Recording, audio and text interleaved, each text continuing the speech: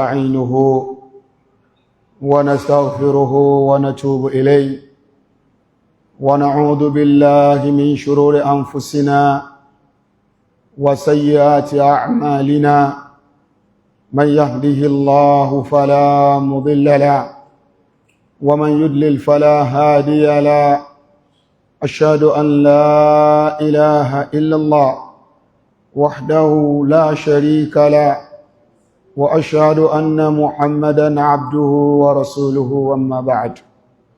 فإن أصدق الحديث كتاب الله وخير الهدي هدي محمد صلى الله عليه وسلم وشر الأمور محدثاتها وكل محدثة بدعة وكل بدعة ضلالة وكل ضلالة في النار. إخوة الإيمان،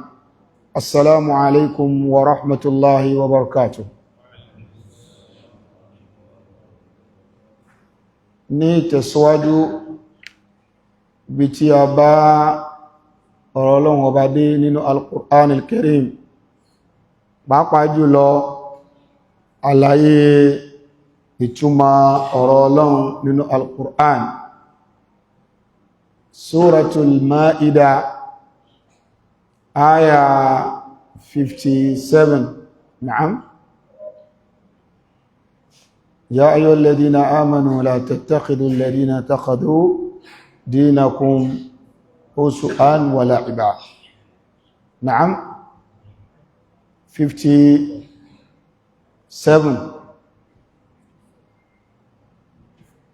نعم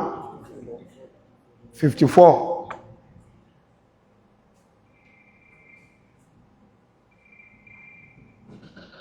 لا، المصحف عندك مصحف، هات مصحف.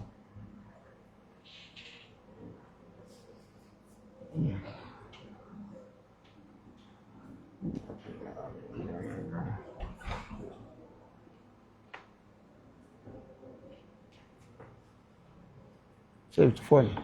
57 لو عمله آخر الآية صفحة. ها 57 سورة المائدة آية 57. إبناني آتي بري تفسيره آتي آروي إن شاء الله تعالى. أعوذ بالله من الشيطان الرجيم. بسم الله الرحمن الرحيم.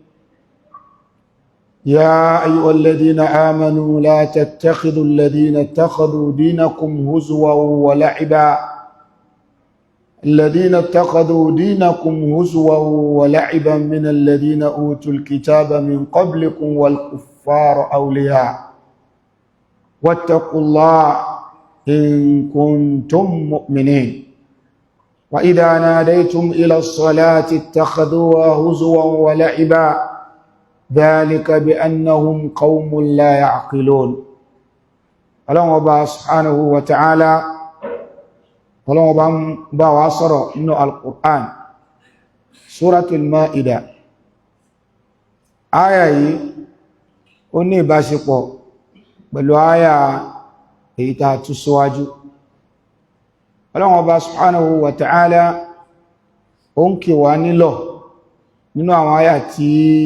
àti tú síwájú àyà yìí pé kí àwa mùsùlùmí, pàápàá jùlọ mùmìní, ẹni tí ó mọ Ọlọ́run Ọba ní Ọlọ́run tó sì ṣetán láti lè máa tẹ̀lé òfin Ọlọ́run, kí a má mú àwọn aláìgbàgbọ́ ní ọ̀rẹ́ kòríkòsùn. Ọlọ́run Ọba kí ìlò eléyìí fún wa nínú àwọn àyà tí àti tú síwájú. Àwọn ṣàlàyé fún wa pé ìtumọ̀ ìmú aláìgbàgbọ́ ní ọ̀rẹ́ kòríkòsùn, ṣé ìtumọ̀ rẹ̀ ni wípé tí wọ́n bá ń tajà a gbọ́dọ̀ rà lọ́wọ́ wọn? Ṣé ìtumọ̀ rẹ̀ ni wípé bí a bá jọjọ múlé tira wa a gbọ́dọ̀ kí wọn? Àbí tí wọ́n bá ń ṣe nǹkan ìdùnnú a gbọ́dọ̀ fi ìdùnnú hàn sí wọn? Là, kí ṣe ìtumọ̀ rẹ̀ ni. ìtumọ̀ rẹ̀ ìmúni ní ọ̀rẹ́ ayò àbí wọléwọ̀de. àfáwà al-imam Abdurrahman bin Nasir as-Sa'idi alayhi rahmatullah wọ́n jẹ́ ká mọ̀ túnmọ̀ tán pè ní ìmú aláìgbàgbọ́ ní awliya. wọ́n lò náà ni pé yuhibbunahum, ó náà ni pé ẹ fẹ́ràn wọn tọkàntọkàn. àwọn aláìgbàgbọ́ ó fẹ́ràn rẹ̀ tọkàntọkàn, ìfẹ́ pé gbogbo tí bá ti ń ṣe ní ọmọ ọ̀wọ̀ náà ṣe. ẹ̀rí pé tíyàn bá mú ẹnìkan ní ọ̀rẹ́ ayò, ìfẹ́ níjọ́ ọ̀rẹ́ ayò, ó nífẹ̀ẹ́ rẹ̀ tọkàntọkàn tẹ̀mítẹ̀mí débi wípé gbogbo nǹkan tí ń bá ń ṣe náà ní ọmọ ọ̀wọ̀ náà ṣe. eléyìí ó ń bẹ nínú àwọn kan nínú mùsùlùmí tí wọ́n máa kọ́ṣe al-kuffar, wọ́n kọ́ṣe wọn níbi ayat, àwọn ọdún wọn, àwọn ìṣesí wọn. Ànábì sallallahu alayhi wa alihi wa sallam, Ànábì ní man tashabbaha bi qawmin fahuwa minhum. gbogbo ẹnikẹ́ni tó bá ti ń fi ìṣe ìlànà rẹ̀ tó fi ń kọ́ṣe àwọn èèyàn kan tí wọn kìí ṣe mùsùlùmí, á sì òun náà papọ̀ mọ́ wọn níbi ìṣesí náà. eléyìí jẹ́ kó di mọ̀ fún wa wípé nínú tí a fi ń mọ̀ túmọ̀ ittikhadhul kuffari awliya, ìmú àwọn aláìgbàgbọ́ ní ọ̀rẹ́ kòríkòsùn, òun náà ni ká nífẹ̀ẹ́ wọn débi pé gbogbo tí wọ́n bá ń ṣe ní ọmọ wà náà ṣe. ọ̀nà kan nìyẹn. ọ̀nà ẹlẹ́ẹ̀kejì wa yatawallawnahum, òun náà ni wípé kí a sọ wọ́n di wọléwọ̀de. àfáwà Abdurrahman bin Nasir as-Sa'idi alayhi rahmatullah wọ́n ní túnmọ̀ ilé ni pé wa yubduna lahum asraral mu'minin, gbogbo tí ń jẹ́ àṣírí mùsùlùmí pátá ọlọ́mà gbélé wọn lọ́wọ́. kí la gbà lérò pẹ̀lú àṣírí? mùsùlùmí ò ní àwò kankan, àmọ́ ìfẹ́nukò ọ̀rọ̀ yìí àti ìfẹ́ kó jáde èyí ò lè wáyé láàrin umma Islam, ó lè wáyé nínú mọ́sálásí láàrin jama bí ọ̀rọ̀ yìí ó àti ìfẹ́ kó jáde síta. ó wá dìde pa, ó wá sọ pé ẹnìkan bẹ nínú àwọn kùfà, kò gbọ́dọ̀ má gbọ́ eléyìí torí pé ìhà tẹ́ ẹ kọ síra yín ìhà tó nípa ni. ìtumọ̀ ittikhadul kuffar awliya òun lélẹ́yìí. wa yubduna lahum asraral mu'minin, wọ́n wá lọ máa fi àwọn àṣírí ìpanupọ̀ láàrin àwọn mùsùlùmí wọ́n lọ máa gbélé wọn lọ́wọ́. pàápàá jùlọ àwọn tí wọ́n jẹ́ alátẹnujẹ nínú àwọn mùsùlùmí. kódà ẹ̀rọ àfáà mi lóde ọlọ́mọ tó bá rí pé àwọn tán pọ̀ níjókòó yẹn tó wó lè bọ́ látọwọ́ wọn ìṣe mùsùlùmí, ẹ rí pé yóò pàun dànísì, ó lè ní kankan náà gbogbo ẹ̀. ta ló sọ wípé ànábì iṣẹ́ ìsọmọlọ́? àìgbọ́lógà yìí ni ìyàtọ̀ ń bẹ láàrin akík walmajaz. wípé nípa mí ń bẹ ọmọ mí èèyàn kọ́ lè èèyàn bí èèyàn ó sì pé lọ́mọ èèyàn, ẹgbọ́rọ̀ yóò wà ní àìgbàgbọ́yé bàlágà olóńdà àwọn mùsùlùmí. bẹ́ẹ̀ bá pé Ìsá lọ́mọ Ọlọ́run ẹ̀rí wí, kí ló dé tí fi ń sọ bẹ́ẹ̀? torí owó tó fẹ́ gbà lóde. yóò ní ilẹ̀ bá fi Allahu Akbar ẹ̀yìn lè ṣe hallelujah hallelujah, àwọn náà máa ṣe ìtumọ̀ rẹ̀ ní hallelujah ìtumọ̀ Allahu liya. subhanallah. wa yatawallawnahum, wọ́n máa mú wọn ní kòríkòsùn, wọ́n máa ṣèṣe láti lè sọ pé ara wa náà ní. wa yubduna lahum asraral mu'minin, gbogbo àwọn àṣírí tí ń jásírí nínú Islam lára àwọn mùsùlùmí wọ́n bẹ̀rẹ̀ sí ní máa fọ́nká lọ́dọ̀ àwọn kùfà. a rí nínú ẹlòmí tó jẹ́ àfà tó pò ní ọlọ́mọ mú ẹ̀rí wá nínú al-Qur'an àbí nínú súnnà àbáwọn nǹkan kan tó jẹ́ pé ní àwọn ṣubuhat, àwọn ìrújú, yóò lọ mọ́ mú fáwọn kèfèrí pé kódà Ànábì sallallahu alaihi wasallam gan nínú nǹkan tẹ́ fi lè tako Islam hadith kan bẹnu Sahih Bukhari oní ọlọ́mú fún wọn. Eléyìí ni ta gbà lérò pẹ̀lú ittikhadhum awliya. Bákan náà wa yu'awinunahum ala ba'di umurihim allati tadurru al-islami wal muslimin.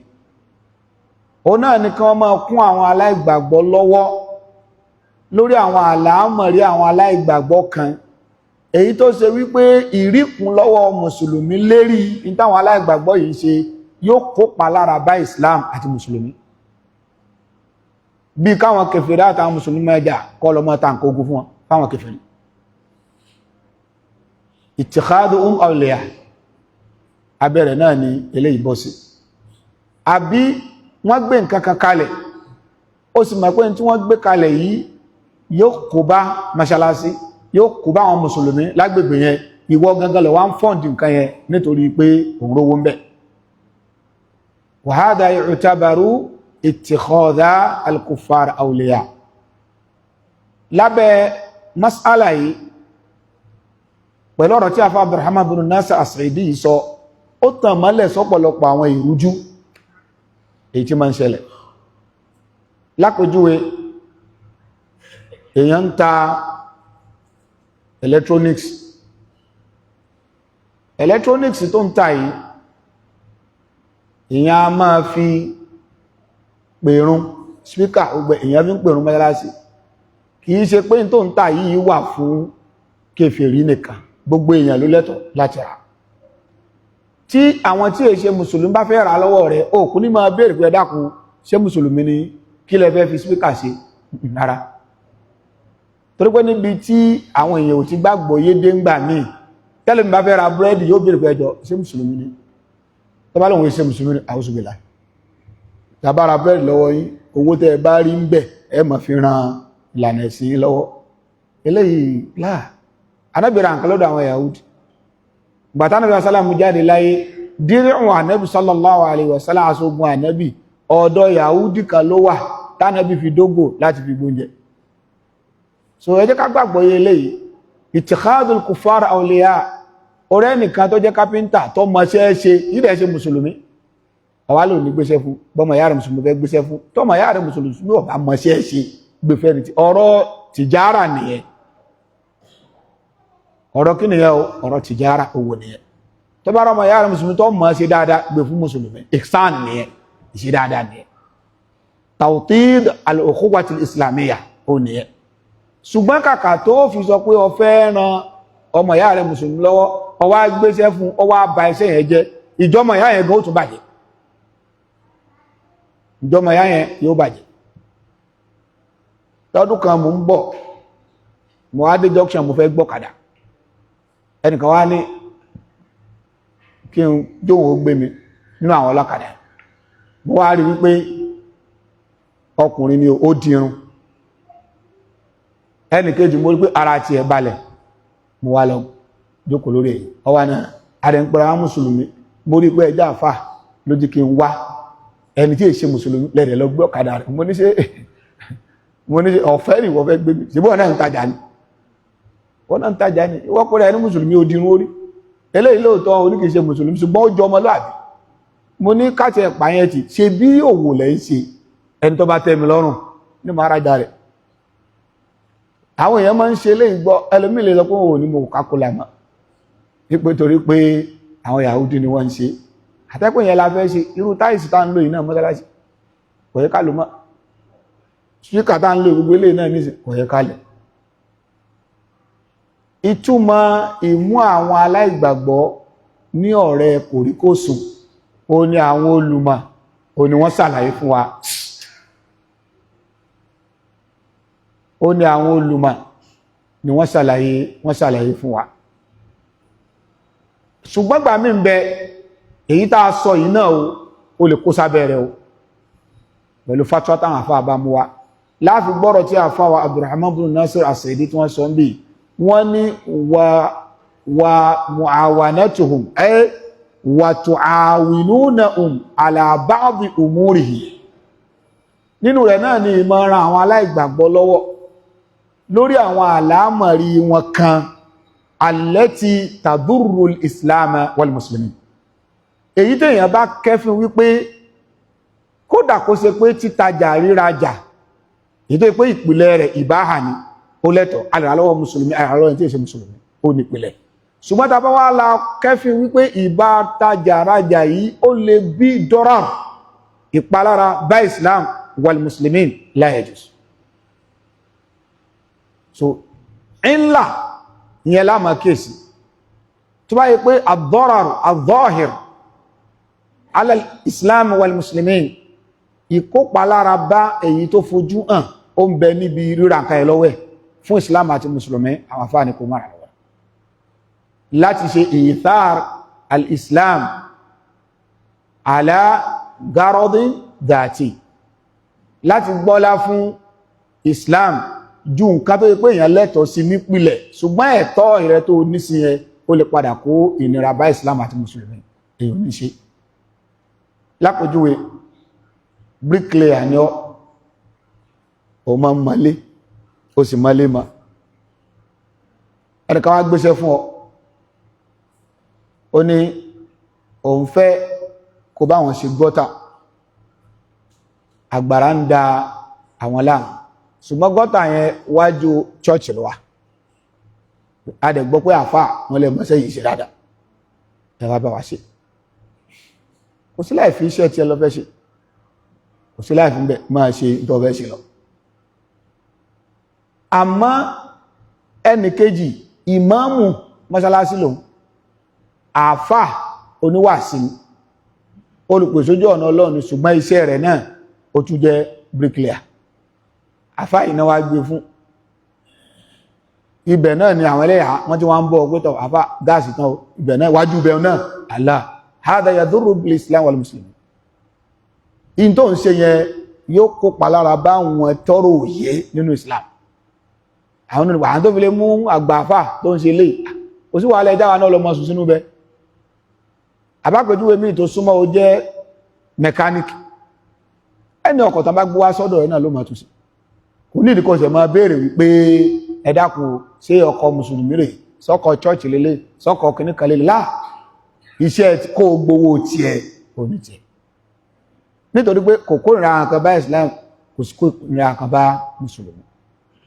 Àmọ́ tó bá lọ jẹ́ pé personality rẹ̀ mẹkáníkì yẹn personality tó ṣe wípé ó nítumọ̀ nínú Islam, kò gbọ́dọ̀ jẹ́ pé wọ́n ni wọ́n sọ pé ọkọ̀ wa ń bọ̀ láti kámpù kan o ọba àyẹ̀ sójú ọ̀nà afẹ́ mọ́ bàbá ẹ̀ o ti gbọ́kàdà ìwọ náà ni gbogbo àwọn ọkọ̀ wọn pátá ìwọ náà ló ń ṣe ó léwu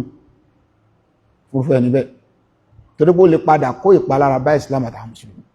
So èèyàn gbọ́dọ̀ wo ìlà tó ń bẹ láàrin yẹn lèyìn ó fi mọ̀ pé ṣé mo ti kó sínú rẹ̀ àbí mi ò kó sínú ẹ̀. Ṣùgbọ́n al-aslu al-ibaha, ìpìlẹ̀ lórí wípé kájọjọ tajà kájọjọ rajà kájọjọ rẹ́ndà sáfíìsì fún rẹ̀ ni Islam ò fi ìjẹ́ mùsùlùmí àbí ìmọ́jẹ́ mùsùlùmí kò fi ṣe mọ́jẹ̀mú títajà ìrajà. Ẹ jẹ́ ká gbọ́ yẹn, Islam ò fi yẹn ṣe mọ́jẹ̀mú títajà rírajà. Àfọ́ Abdurrahman bin Auf, àfọ́ Uthman bin Affan, àfọ́ Abubakar radiyallahu anhu ajma'in kọ́lọ̀nkọ́ yọ ní sí gbogbo àwọn tàà kàkálẹ̀ yìí oníṣòwò ni wọ́n tí ì ṣe ìjọ oníṣòwò kékeré. In tó dájú ni wípé kò sẹ́ni tó lè fi rinlẹ̀ nínú ìtàn fún wa pé gbogbo àwọn èèyàn tí wọ́n bá ṣòwò ńgbà náà tẹ́ ń rajà lọ́wọ́ wọn pé mùsùlùmí gbogbo. Ní Yemen nígbà náà àwọn Christian nẹ́pọ̀ jù bẹ́ẹ̀, ní Sham àwọn Christian nẹ́pọ̀ jù bẹ́ẹ̀, ní Madina àwọn Yahudi, Habasha nígbà náà Christian. Gbogbo bẹ̀rẹ̀ ni wọ́n máa ń ṣòwò lọ náà lọ rajà wá ní wọ́n máa ta. Ànábì sallallahu alaihi wasallam ànábì ò sì sọ wípé kán máa lọ rajà ń bẹ̀ bá wọn. Kódà ànábì ní alkimba kan tó pé Yamaniya ni àti Yemen náà ti ṣe.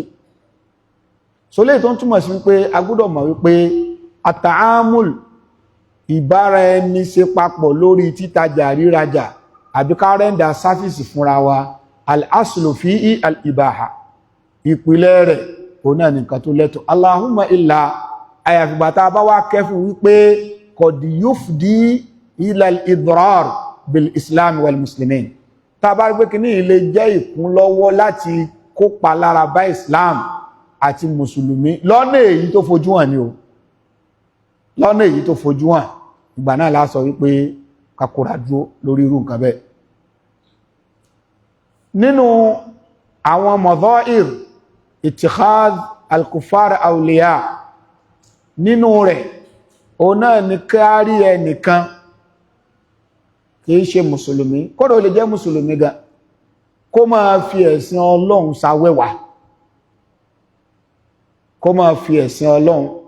kó fi máa ṣàwẹ́wà àgbùdọ̀ múrúgbẹ́ ẹni bẹ́ẹ̀ lórí ayé walau kana muslima kódà kó jẹ́ mùsùlùmí ní máa ń bẹ̀ẹ́nù ṣe ṣe ẹlòmí ẹ̀rẹ́ ẹlòmí nítorí tí ó jẹ tó bá wà lọ́dọ̀ àwọn kèfèrí yóò mọ̀ ní àwọn mùsùlùmí wò dáa wọ́n iṣẹ́ èèyàn gidi mo wá ràn lọ sọ́dọ̀ wọn ràn mí lọ́wọ́ ahun ní gbogbo mùsùlùmí wò dáa ẹ̀yin lẹ ràn yàn lọ́wọ́ nítorí àǹfààní tara jẹ irúfẹ́ ẹni bẹ́ẹ̀ tẹ́ bá mọ̀ ẹ má bàṣẹ mùnáfíkì ni irú èèyàn bẹ́ẹ̀ ó ń bẹnu àwọn mùsùlùmí kọ́dọ̀ ń bẹnu àfáà mi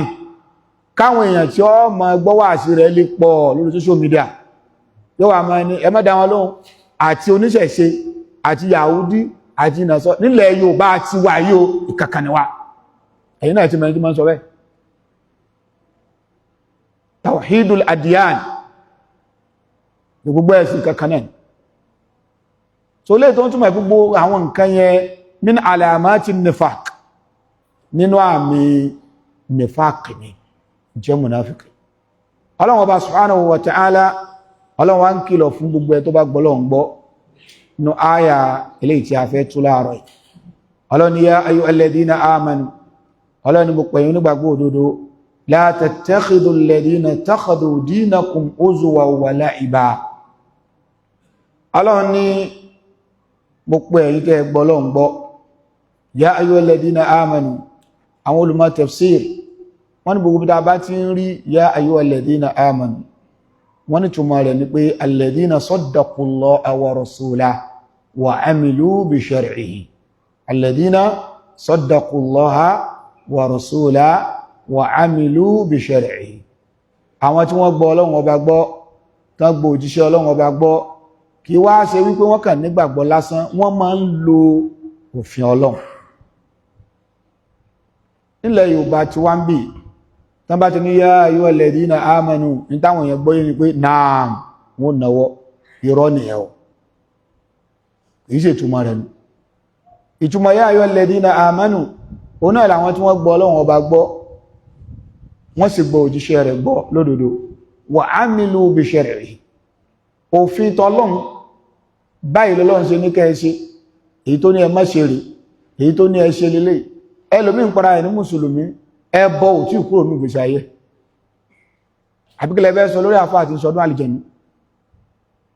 àbíkílẹ̀ fẹ́ sọ lórí àfáà èyí tó ṣe wípé tí ń ṣe wáàsí wípé gbogbo nǹkan ló ń mórí bọ́m̀bẹ̀ ṣùgbọ́jọ́ gbé dàlkìyàmà Ọlọ́run ò gbọdọ̀ lo ìdájọ́ ṣìnà kó fi dájọ́ o tó bá ti ẹ̀jọ́ ń ṣìnà máa ṣe láàrin kọ̀rọ̀ rẹ má tún bọ́ síta lórí social media àfáà ní àwọn èèyàn sì ń gbọ́ wá sí wọn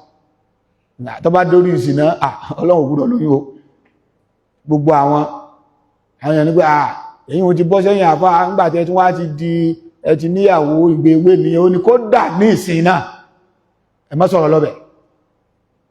ẹyà ẹ̀kẹ́ Kùránì kàtúkẹ́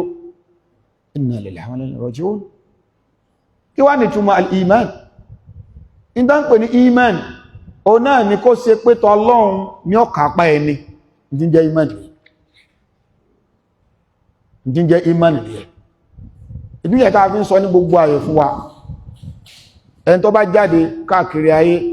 ẹ jẹ́ ká lọ mọ̀ pé Islam kìí ṣe property bàbá ẹnikẹ́ni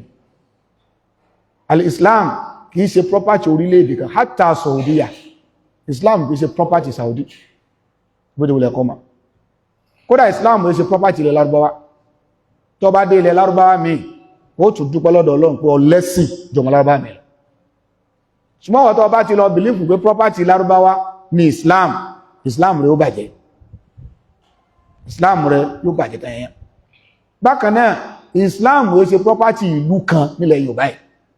ìlú àwọn àfáàní ìlú àwọn kan tó bá débẹ̀ ní tó rí gan ó lè yàtọ̀ sí nǹkan tí Islam sọ. Islam ó ṣe property ilé kan ilé àwọn ẹni Ọlọ́run ilé àwọn wòlíì Ọlọ́run láà. Islam qala Allahu qala Rasul ní tí jẹ́ Islam ní torí pé lọ́wọ́ kẹyìn ayé oríṣiríṣi nǹkan lámàrí ó dẹ̀ lómi ọmọ sọ kí lẹ́nu ṣùgbọ́n kìí ṣe olùmẹ̀sìn rárá bó ti wùlẹ̀ o ní ó ṣe wá sí fún yín pé ń tọ́lọ́ ń wí tánàbí wúlè kó sì tó dìde ń bẹ̀rún náà ẹ mọ̀rí tó takò tí sọ lẹ́nu so tó yàn bá lọ gbára lé nǹkan yẹn ìyàn sọnù àfi ká mọ̀ pé ẹ̀sìn Islam kìí ṣe property bá bẹ ẹnikẹ́ni kìí dẹ̀ ṣe ẹ̀sìn ìlú kankan ẹ̀sìn tí Ọlọ́run ọba ni Ọlọ́run ọba òṣèrà nẹ́bí sí ìlú kan wa ma arsalnaka illa rahmatan lil alamin Ọlọ́run ṣe ànábì ní ìkẹ́ fún gbogbo ayé ni láàfin mọ́ ń sọ ní gbogbo ayé wípé tí Islam ò bá lè ní provision fún gbogbo èèyàn lágbàáyé ma'a i'tibar adatihim wa taqalidihim falaysa Islam kò lè jẹ́ Islam. Islam máa ní ìlànà fún gbogbo wa tó ń ti bí àwọ̀ wa ṣe yàtọ̀ síra wa tó ń ti bí èdè wa ṣe yàtọ̀ síra wa tó ń ti bí àṣà wa bó ṣe yàtọ̀ síra wa. Islam ní provision gbogbo ẹ̀ nítorí pé sí gbogbo ayé ni ó ń bẹ nínú àṣà míì tó yẹ pé àṣà ilẹ̀ Yorùbá tó ṣe pé nínú àṣà tó nítumọ̀ lọ́dọ̀ wa ni tí ó sì tako ìpìlẹ̀ ẹ̀sìn tí Ọlọ́run ò ní a máa ṣe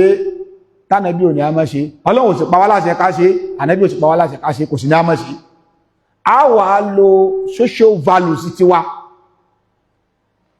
a lo àwọn tá a mọ̀ sí alqiyam lábẹ́ almuru'a àwọn sọ pé tá a bá ṣe nǹkan báyìí láwùjọ Yorùbá síra wa nínú owó dùn síra wa a kànkan yẹn sí nǹkan pàtàkì gẹ́gẹ́ bí urf wa Ọlọ́run dẹ̀ ti sọ fánàbí sallallahu alaihi wasallam pé wa'mur bil urf àmọ́ bó ṣe rí yẹn tó nítumọ̀ lọ́dọ̀ wa tó bá délé Haúsá ó lè má jẹ́ urf tí wọ́n gbà wọlé àwọn náà rẹ̀ rí pọ́lọ̀ ń kọ o kò sì sí pé ànábì kọ kò sí pọ́lọ̀ ń pa wá láṣẹ ànábì pa wá láṣẹ ṣùgbọ́n nínú ìṣẹ̀dálẹ̀ àdámọ́ àwùjọ tí wọ́n nǹkan yóò sínú urfu lọ́dọ̀ tí wọ́n bẹ́ẹ̀ náà ni bẹ́ẹ̀ bá dé Saudi nǹkan mí bẹ tó jẹ́ urf lọ́dọ̀ tí wọ́n tí àwọn bá ṣe láwùjọ ara wọn tí àwùjọ yẹn accept ẹ̀ kódà ẹnikẹ́ni tó bá ṣe wọ́n kà sí ẹni tí ó lákàkún ìbágbépọ̀ pẹ̀lú ọmọlàkejì ṣùgbọ́n tó bá dé Nàìjíríà ó lè mọ́ nìtù ṣùgbọ́n àwọn nǹkan tá à ń sọ nípa urf kò gbọ́dọ̀ ní ṣe pẹ̀lú Ọlọ́run wí ànábì wí o gbogbo urf tá a bá rẹ́rìí láti inú al-Qur'an culture wa tá al-Qur'an bá takù tí súnà takù ó gbọ́dọ̀ já takù ní gbogbo bí láyé náà ṣùgbọ́n culture wa al-Qur'an ò takù hadith ò takù Qur'an ò ní a ṣe súnà ò ní a ṣe ṣùgbọ́n bá a ṣe ń bára wa lò a rí wípé nǹkan tó dáa ni Islam náà ti pa wá láṣẹ rẹ̀ wa'mur bil urf so látara pé Islam ní consideration fún gbogbo àwọn nǹkan yẹn òun ló fi jẹ́ ẹ̀sìn gbogbo ayé tí èsì ẹ̀sìn ẹnìkan àwọn àṣírí yẹn wá nìyí bẹ́yẹn bá wá ṣe jìndò nínú ìmọ̀ lè yóò fi gẹ́ẹ̀tì gbogbo àwọn kan yẹn láwọn kan yóò fi hàn síyàn gbé eléyìí kò sí nǹkan tó burú mẹ́ torí pé kò sẹ́ẹ̀rí kan sarahatan tó kọ àwọn nǹkan yẹn àbí tó lòdì sí ṣùgbọ́n nínú urfu wa tí a bá ṣe báyìí lápòjúwe ala sabilil mithal wọ́n bi ọmọ kan léèrè wípé iléyá tí ń bọ̀ yìí ọdọọdún ló máa ń ra ẹran ọdún fún bàbá rẹ̀ lọ́dọọdún ọdún yìí wọ́n lọ sọ pé òní rẹran ọdún bàbá rẹ̀ ó ní bẹ́ẹ̀ ó ní òun bá Richards òun ò rí ibi tí àfáà Bákìrì ti rẹran ọdún bàbá tó bí wọn lọ́mọ òun ò sí nínú àwọn sálàf tí wọ́n rẹran ọdún iléyá fún bàbá wọn pé bina'an ala hadha lórí eléyìí òun rí pé ẹjẹ́ ká jìnà sí bídá Abubakar Usman gbogbo èyí gan jìnà lọ ní ìsìn lọ Saudi kó bèèrè lọ́wọ́ ọmọ Saudi wípé ṣé ọmọ rẹ̀ ọdún léyá fún bàbá rẹ̀ yóò sọ pé èṣà kí ni ẹran ọdún lẹ́ kí ni kò nítumọ̀. Ṣùgbọ́n nínú ọrùfù wa ń bí bó fún bàbá rẹ̀ bó fún ní 1 million nínú rẹ̀ ó dùn ó, ṣùgbọ́n kó rí ẹran léyà hùn pé ọmọ mi bá mi ra ẹran ọdún léyà. Nínú ọrùfù wa ihsan tó nífẹ̀ẹ́ sí òun ló ṣe fún, akàfihàn sàpèjúwe ni ìmí náà tún wà. So kéèyàn wá máa sọ wípé mo gbélẹ̀ Yíbò fáìmọye ọdún èmi ò rí bí táwọn Yíbò ti ra kì ní fún ó lè mọ́ ní túmọ̀ wọ́n tún lè ní nǹkan míì nínú ọrùfù tí wọ́n tó yàtọ̀ sí yẹn náà. Mo gbé Cairo mi ò rí kódà ìmáàmù mọ́sálásí wa bàbá rẹ̀ amọ̀lé rẹ̀ kọ̀ rẹ̀ ẹran léyà fún bàbá rẹ̀ ẹ̀nà dẹ̀lí. So gbọ́ àwọn nǹkan yẹn tó bá yẹ kí bó ṣe ń sọ̀rọ̀ yẹn ní Islam ṣe rí ni yóò fún ẹ̀sìn Islam ọkẹ̀nu ló fi jẹ́ pé àwọn tó yẹ kó máa dá sọ̀rọ̀ fatwa awul iftah al-ulama ar-rasikhun fil ilm àwọn ló yẹ kó máa dá sí. Ní bí oṣù mélòó sẹ́yìn àwọn Wizaratul Awqaf àti àwọn wizara tó ní ṣe pẹ̀lú al-iftah ní hayatu kibar al-ulama ní orílẹ̀-èdè Saudi Arabia harasa Allah min kulli su wọ́n ti ní ọ́fíìsì nínú haram tó ṣe pé àwọn àfáà ni wọ́n jókòó bẹ́ẹ̀. Ẹni ìbéèrè tẹ́ bá wá ní nípa ọ̀rọ̀ ẹ̀sìn ẹ sá máa pe nọ́mbà wọn bẹ́ bá ti pè àfáà ó gbé béèrè tó bá fẹ́ béèrè wọ́n sì dán lọ nínú ẹ̀sìn. Mo wá lọ sí ọ́fíìsì ọ̀kan nínú àwọn mashayikh bá tí mo dé ọ́fíìsì sheikh wọ́n dáhùn ìbéèrè kan lọ́wọ́ bàtà dáhùn ìbéèrè yẹn tán wọ́n gbé fóònù lẹ̀ land phone ni àkọ́dá mo wọnú ọ́fíìsì wọn bí èèyàn bá nírú ọ́fíìsì yẹn Nàìjíríà bẹ́ẹ̀ ni yóò bá jẹ́ sẹ́nítọ̀ yóò jẹ́ mínísítà. Ẹ wo pípọ́n ìmọ̀ ẹ̀sìn lé.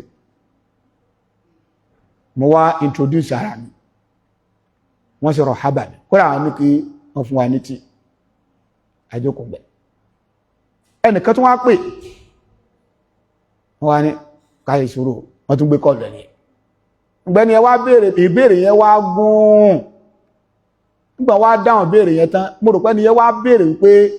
question tó ń béèrè lọ́wọ́ yín àti dáhùn tí wọ́n fún òun yìí o òun rẹ̀kọ́dì ẹ̀ káwọn tún lè play rẹ̀ fún àwọn èèyàn míì kan lè gbọ́ ẹ̀ máa tí ṣe kìí sọ ní láà abẹ̀dẹ̀ látún sẹ̀jì pé kọmọ rẹ̀kọ́dì ẹ̀ rárá bó ti lọ́mà wípé kàfáàkún ma afta Ibn Baz wa ma afta Ibn Uthaymin wa qad ju'ila kutub iqrahu in táwọn Ibn Baz ti dá ní fatiwa táwọn Ibn Uthaymin ti dá ní fatiwa wọ́n ti ṣe ní ó ti tó ṣùgbọ́n ìtawà ń sọ ẹ má rẹ̀kọ́dì ẹ̀ ẹ wà pọ́nlé bàbá táwọn sì ń sọ yìí kò sí irun funfun kankan mọ́ lára rẹ̀ níbi tó ti dàgbà dé náà fatiwa ti wọ́n kan gbọ́ báhùn náà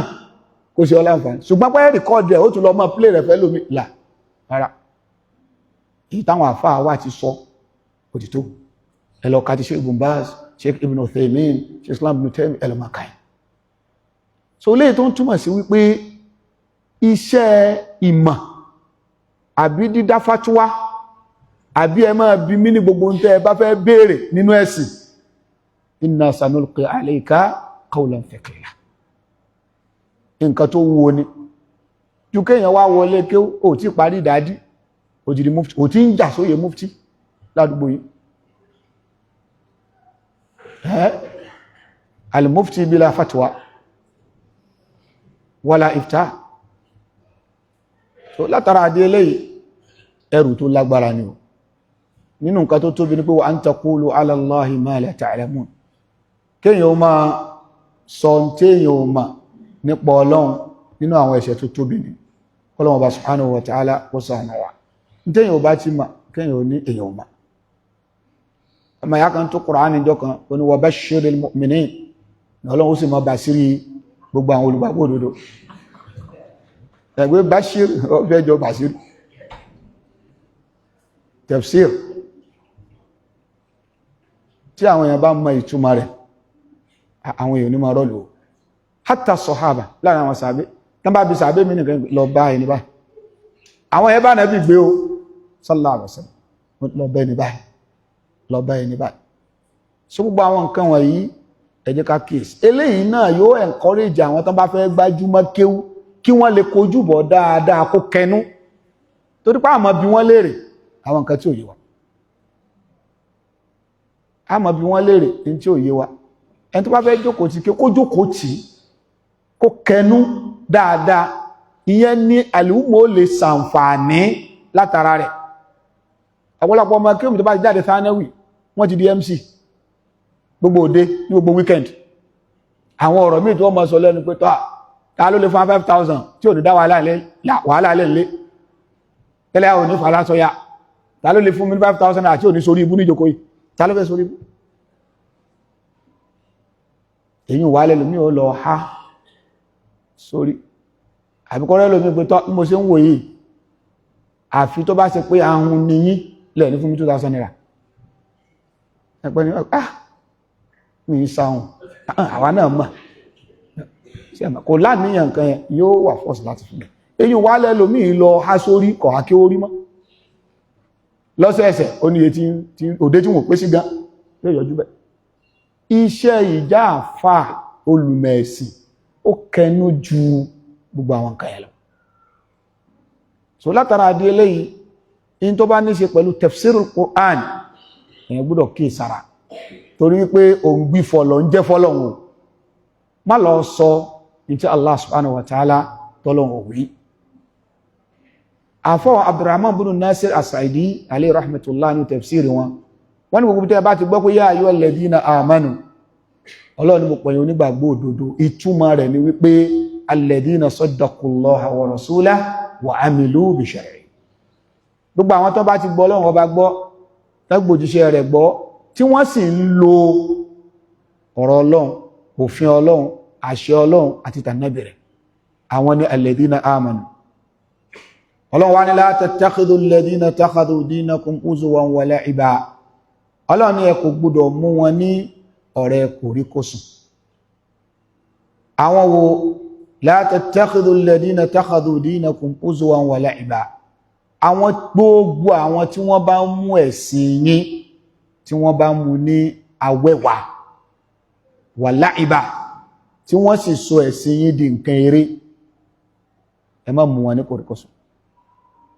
àfọwà Ibn Kathir alayhi rahmatullah nínú tafsiri wọn ni hadha tanfirun min muwalati a'da'il islam wa ahlihi wọ́n ní eléyìí Ọlọ́run ọba ó fi ń lé wa jìnà tefetefe ó fi ń kì wá nílọ̀ níbi ká mú àwọn ọ̀tá islam tó fojú hàn báyìí àti ọ̀tá mùsùlùmí tó fojú hàn níbi ká mú wọn ní kòríkòsùn Ọlọ́run kìlọ̀ fún wa kí ni táwọn ẹni yìí ń ṣe tí Ọlọ́run ọba Allah subhanahu wa ta'ala tó fi ní ká jìnà sí wọn ká mú wọn ní kòríkòsùn ó ní wípé ittikhadhu dinillahi huzwan wa la'iba ìmọ̀ mú ẹ̀sìn Ọlọ́run ọba pẹ̀lú ọwọ́ yẹpẹrẹ ìmọ̀ fi ẹ̀sìn Ọlọ́run sọ di awẹ́wà wa la'iba ká sọ ẹ̀sìn Ọlọ́run ọba di nkéré àwọn àfáà jẹ́ kó yé wa wípé kí ni ìyàtọ̀ tó ń bẹ láàrin alhazwu àti aláìbù nǹkan méjèèjì lọ́lọ́run papọ̀ ń bẹ la tattakhidhu alladhina takhadhu dinakum huzwa wa la'iba al-huzwu ara rẹ̀ náà ni al-istihza ay as-sukhriya kéèyàn máa fi nǹkan ṣe yẹ̀yẹ́ nínú alamatu nifaq àmì pé mùnáfìkì léèyàn ó ní pé gbogbo ṣàáírù ẹ̀sìn yóò máa fi ṣe yẹ̀yẹ́ ìdí nìyẹn táwọn àfáà fi lòdì sí à ń ṣe dírámà à ń ṣe tíátà ẹfẹ́ fi polongo ẹ̀sìn wọ́n lè níwọ̀ ló áàtì ẹni tí yóò máa kírun ṣùgbọ́n tó bá ti ń kírun yóò mọ̀ sí wọ́nranwọ́nran yóò mọ̀ fẹ̀sìn ṣeré ìwọlọ́mọ̀ láà a máa ń kọ́yàn lẹ́kọ̀ọ́ ìsìn ni àìfẹ̀sìn Ọlọ́run bá ṣàwẹ́wà àsùkúríyà bìdí kí ọmọ fẹ̀sìn Ọlọ́run bá ṣe ẹ̀yẹ bẹ́ẹ̀ ọ̀rẹ́ nìkan tó dánú gbọ̀n sí ṣàáìrù dín èwo lélẹ̀ tó kó sẹ́nu bí ẹran yìí nígbà tí ẹ̀rọ owó dásọ ní òjúsùkò tó yọ́ kalẹ̀ ẹmọ̀ bẹ́yà wọ́n yá náà àti ẹ̀rẹ́ nìkan tó sọ wípé in tó jẹ́ kí ṣòkòtò àwọn sàábé kó má gbálẹ̀ ní pé nígbà tí wọ́n dé Mádínà wọn ò kásọ wọn lọ́wọ́ nígbà tán ṣe híjírà láti Mákà wá sí ìlú Mádínà àwọn ará Mákà wá jẹ́ ní tó ga àwọn ará Mádínà jẹ́ èèyàn kúkúrú gbà tán wá ń yá wọn ń ṣòkòtò ẹgbọ́rọ̀ tí wọ́n yá wọn ní ṣòkòtò nígbà àwọn ará Mákà bá ti wá wọ ṣòkòtò àwọn ará Mádínà ojúgun wọn ni ará nàbí ẹmọ ọ̀wọ́bà náà inna lillahi wa inna ilayhi raji'un ká máa fi àwọn nǹkan tẹ́sìn pọ́nlé ká máa fi ṣàwẹ́wà nínú nǹkan tó bí Ọlọ́run bá nú ni ó lè wáyé lọ́wọ́ kèfèrí ó sì wáyé lọ́wọ́ ẹni tó jẹ́ mùsùlùmí mùnáfìkì irúfẹ́ àwọn ènìyàn bẹ́ẹ̀ àbí ká máa fi ìmúra obìnrin mùsùlùmí ká máa fi ṣe ẹ̀yẹ ká máa fi ṣàwẹ́wà gbogbo àwọn tí bá ń ṣe bẹ́ẹ̀ Ọlọ́run ni ẹ má mú wọn ní kòríkòsùn ìmọ̀ kan kó sínú kúfùr àbí kan kó sínú annifaq Allah ni minal ladina utul kitaba min qablikum wal kuffara awliya Allah ni àwọn tá ń sọ yìí nínú àwọn tá fún ní tírà ṣáájú yín àwọn tá máa ń ṣe bẹ́ẹ̀ ìyẹn ni àwọn al-yahud wan nasara wal kuffar àti àwọn kuffar àwọn kèfèrí ọ̀gọ̀rọ̀ àwọn olùmọ̀ tafsir wọ́n tanná sí ọ̀rọ̀ yìí wọ́n nígbà t'Ọlọ́run bá sọ wípé minal ladina utul kitab min qablikum ó tún wá ní wal kuffar sáwọn utul kitab min qablikum sáwọn òsínú àwọn kuffar na'am àwọn àfá wọ́n ní alladina utul kitaba min qablikum al-yahud wan nasara kuffar kèfèrí náà ló ń pè wọ́n ṣùgbọ́n wal kuffar t'Ọlọ́run sọ ń bí yìí mushrikun àwọn ẹlẹ́bọn إذا أطلق الكفار في القرآن يقصد به المشركون gbogbo ìgbà tí Ọlọ́run bá ti pè al-kuffar tó dásọ lónìí kan báhùn ní al-Qur'an àwọn ọ̀sẹ̀bọ Ọlọ́run tọ́ka sí ìgbà tí Ọlọ́run ti wá papọ̀ tó ti dárúkọ àwọn ahlul kitab níbi tó tún wá sọ pé wal-kuffar ajẹ́pọ̀ àwọn ahlul kitab yẹn kuffar kèfèrí ni wọ́n wal-kuffar ẹlẹ́ẹ̀kejì ayé al-mushrikun àwọn ẹlẹ́bọ so àwọn tí wọ́n máa ń fi ẹ̀sìn Ọlọ́run ọba ṣàwẹ́wà ìran mẹ́ta ni wọ́n ní àwọn ẹ̀dá Ọlọ́run àwọn kèfèrí ahlul kitab al-yahud wa nasara àwọn ẹlẹ́ẹ̀kejì al-mushrikun àwọn ẹlẹ́bọ àwọn ẹlẹ́ẹ̀kẹta al-munafiqun àwọn munafiki gbogbo ọ̀nà tí wọ́n bá rí kún wọ́n pín sí Ọlọ́run ọba ní la tattakhidhu alladhina takhadhu dinakum huzwan wa la'iba min alladhina utul kitaba min qablikum wal kuffara awliya ká tó kúrò lórí àyà yìí àwọn làtọ́ ìfù kan bẹ wal fawaid tí ó yẹ kó bọ́mọ́ wa lọ́wọ́ gẹ́gẹ́ bí ọmọ akẹ́kọ̀ọ́ ìmẹ̀sìn tí ẹ bá wọnú al-Qur'an al-Karim al-istihza kéèyàn máa fi nǹkan ṣe yẹ̀yẹ́ akhtar wa adarru min al-la'ib ẹ̀ṣẹ̀ tí ẹ̀ tún burú ju kéèyàn fi nǹkan ṣe lọ torí pé al-la'ib eré kọ́sùdù téèyàn máa fi ń ṣeré òun náà ni àtẹ́sílíà lápòjúwe ẹlòmí ń kírun kìí ṣe pé mo fẹ́ sin lọ́hun ṣùgbọ́n kàwò pé tààrà bá ń ròyàn èyàn kéjì ń lọ kírun kára ó lè nà ó sọ dèrè eléyìí náà wọ́pọ̀ láwùjọ wa pàápàá jùlọ nílẹ̀ Yorùbá ń bí ká sọ ẹ̀sìn Ọlọ́run dèrè òun ni ká máa fi wé ẹ̀sìn àwọn kèfèrí pé àwọn alámọ̀rin ń ṣe bẹ́ẹ̀ ẹ̀dá wa náà máa ṣe bẹ́ẹ̀ nínú àmì sísọ ẹ̀sìn Ọlọ́run di ẹ̀rẹ́ òun nìyẹn a ti rí àwọn mọ́sálásí kan láwọn àsìkò kan sẹ́yìn tó ṣe wípé níjọ́ Jímà àwọn náà kó àwọn ìlú jazz oríṣiríṣi wọn kó mọ́sálásí ìyẹn ní Ìbàdàn wọ́n kó sí mọ́sálásí níjọ́ Jímọ̀ wọ́n ọ̀kọ́ jó kó tó rí pé mọ́ bọ̀ sí orí mímbàrí wọ́n ní ìyẹn ní mọ́sálásí fi ń kún pé gbogbo ọ̀pọ̀lọpọ̀ nǹkan yẹn lásọnù ní òjò mọ́sálásí ó kún mọ́ àwọn tí wọ́n ń lò yẹn náà à ń sọ pọ́dọ̀ wọ́n ń kún kò tẹ́ ní wọ́n kún ẹ̀mí fà síbi jó káwọn èèyàn tàdíréke ẹ̀mí fà síbẹ̀ kò dẹ̀ sí tá fi pèpè sójú ọ̀nà ẹ̀sìn Ọlọ́run tó burú irú àwọn nǹkan tí wọ́n ń ṣe yẹn ittakhadhu dinallahi la'iba wọ́n sọ ẹ̀sìn Ọlọ́run ọba di ààrẹ torí pé nǹkan pè ní ààrẹ òun náà ní nǹkan tí ò ní òfin bó bá ṣe ṣe náà ni táwọn ọmọdé bá ń ṣeré yẹpẹ bó ṣe wù kó wá ní ó ṣe mọ ilé ẹyẹ tiẹ̀ ìmí ilé fi tiẹ̀ ṣe gogoro kí mi ṣe tiẹ̀ ṣe pẹrẹsẹ torí pé ààrẹ ni wọ́n ń ṣe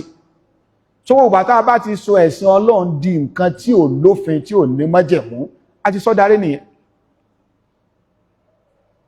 àti sọ darí nìyẹn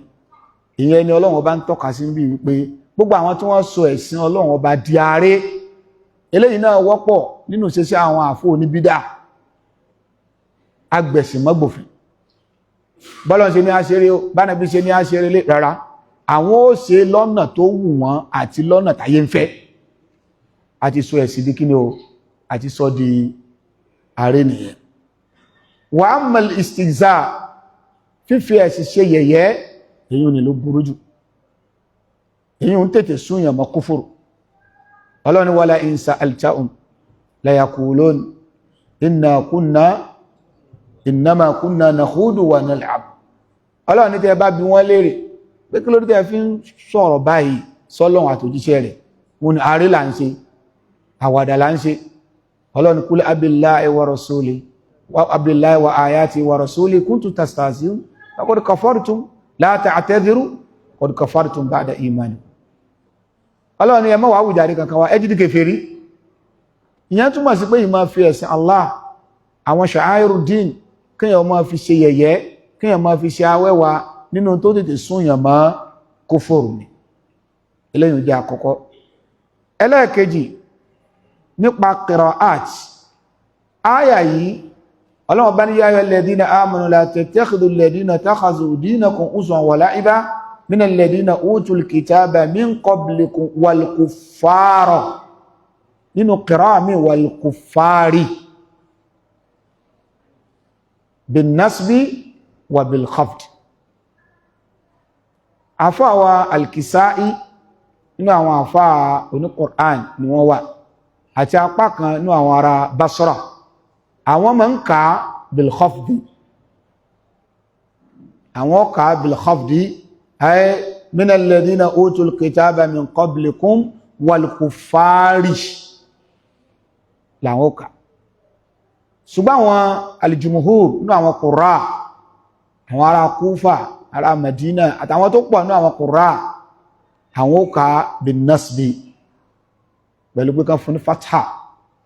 ilé náà riwaya àti àfáwà Hafs gẹ́bà ṣe káì ìkíní kejì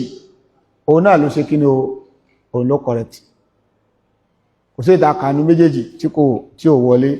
àfáwà Ibn Jarir at-Tabari alayhi rahmatullah wọn ni was-sawab min al-qawl min dhalik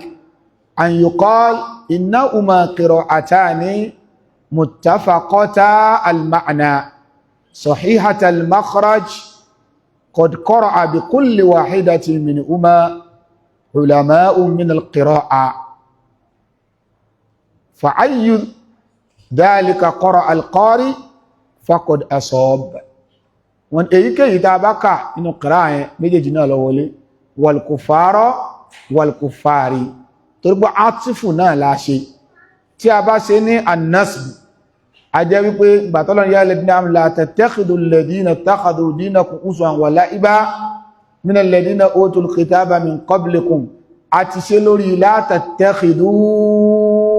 alladhina ismul mawsul bi fi mahali madha fi mahali nasb la tattakhidhu into ma wala la tattakhidhu yóò jẹ́ maf'ul bi